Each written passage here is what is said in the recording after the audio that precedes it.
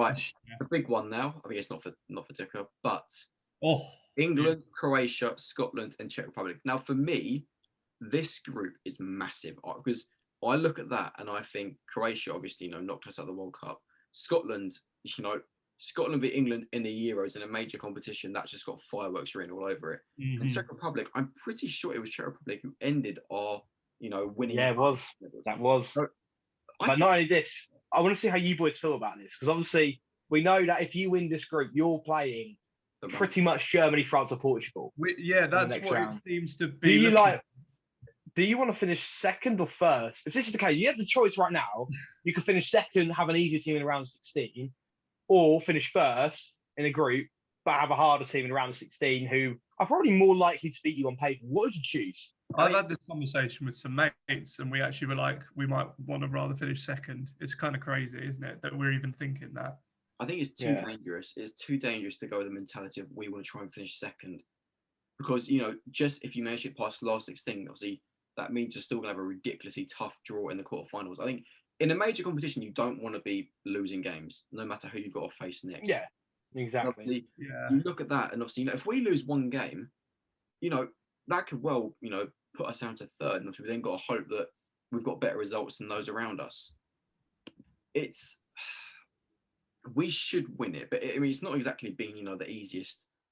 Build up, obviously, with Trent, the whole drama around Trent, then for him to get injured. I'm glad he's gone. Is that just me?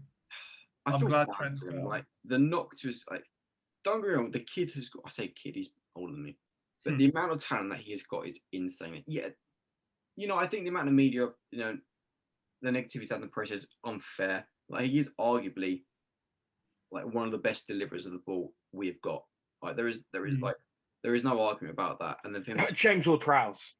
Yeah, I mean, he could get called up because they've not. It's only one injury. No, they went with Ben White clearly. So yeah, Ben White's come up because of to replace Trent.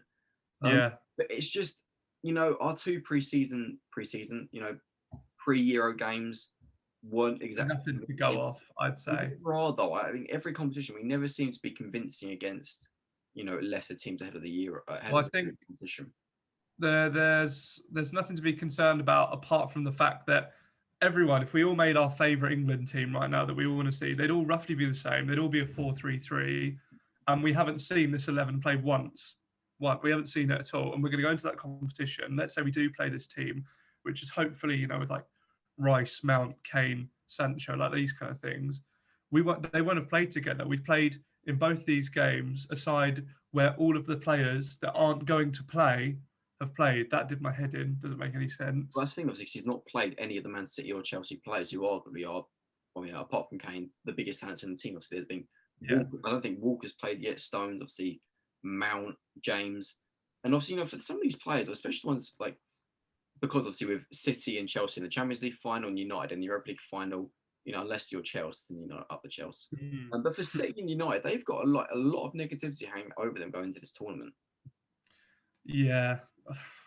I mean, have you seen Phil Foden's haircut, by the way? Yeah, Paul Gascoigne .3, mate. Yeah, I like it. I think it's a bit. So you'll probably bottle another semi-final. But what realistically, obviously, Dick, you can join in on this because you might be Dutch, but you live in England, so realistically, how far should we get, or how far? Semis at least. If you don't get further than the semis, you failed. So you genuinely failed. How good the squad is. Okay, yeah, you look at the quality in this squad. This squad is full of Champions League winners and Champions League finalists. You have to be You have to be serious contenders for this competition now. It's a tough one. I mean, I don't want to. France have this great squad, but you just got to look at how many Champions League finalists and how many Champions League winners are playing in this England side. Well, Grealish will probably start. He's not played Champions League football. Doesn't need to, because we already know that he's an absolute baller. But I'm just talking to the likes of Mason Mount, John Stones, Reece James, Phil Foden. Players like that who have played in the Champions League final just recently. Obviously, Chelsea went and won it. You got to class yourselves as serious contenders now. This is England's golden era. I think so, but I've got two. But the fact is, it's only just started as well, so you've got years to come. Well, the two concerns are, one, this team hasn't really played. I don't know what to expect. They haven't really played together, and we have a PE teacher as a manager. So That is that's true. one concern. And then the other concern is I only have confidence in this team if we have Stones and Maguire as our centre backs. And Maguire and I think Henderson, who have been the two main injury concerns, who are still going. Maguire, I don't even think he's like fully fit. I Yeah, don't know if he's going to play. If we play anyone other than Maguire and Stones, I'm not comfortable. If I play with them two, I am comfortable. but it's almost a guarantee that Walker's obviously going to be starting off at centre back. Well, only the back three, surely. Well, yeah, so you've got to think it'd probably be what Walker, Stones. He might even go Ben White, to be honest. I can't see him wanting to risk Maguire for the first game. Obviously, the first game.